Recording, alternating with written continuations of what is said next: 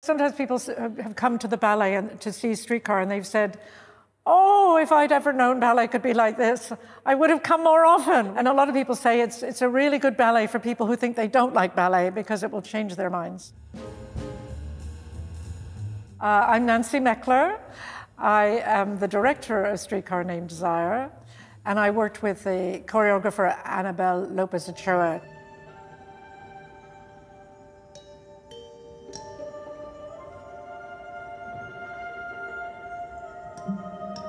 It's a fantastic story.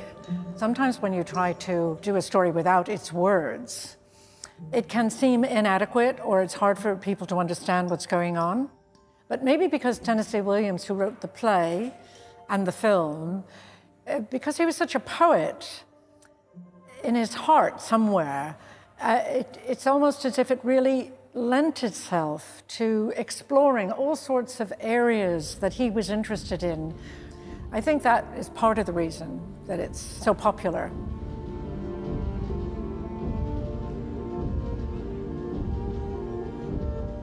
Working with ballet dancers as opposed to working with actors is interesting because I have worked with actors for so many years. I had a few exercises that I could do, which are exercises without words anyway. It turned out that it really didn't feel that different in a funny way because you're still talking to people about what motivates their character, what their character wants to achieve. Actually, you're really using almost all the same language.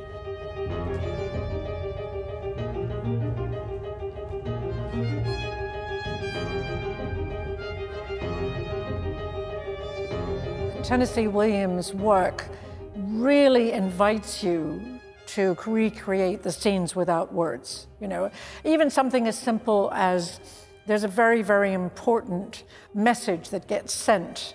And in the play, it was a telephone call.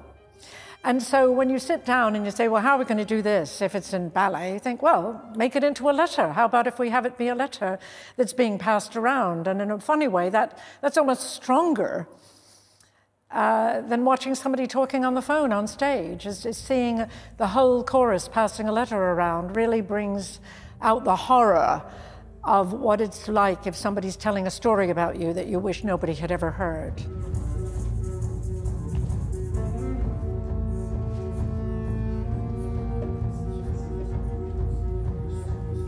Often people will say that something has happened in their life that when they weren't able to cry, when they were grieving or missing somebody. And then they'll see a play or a film and they'll cry at the play or the film and they'll ask, why am I able to cry here and I wasn't able to cry in life?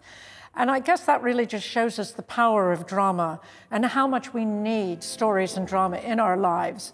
Because in life, we aren't always able to access those emotions because they're so strong. And then when it's a story, it allows us to access them and it feels safer because it's a story, it's not real.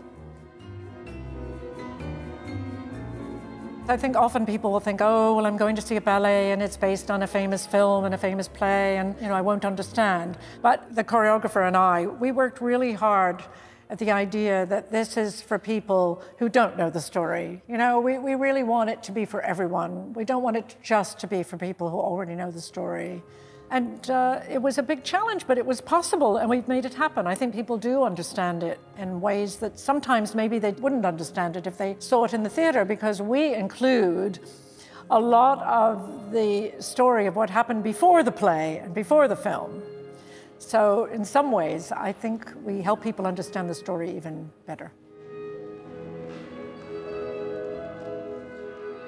You can introduce people to so many aspects of life that maybe they would be ignorant of or not understand.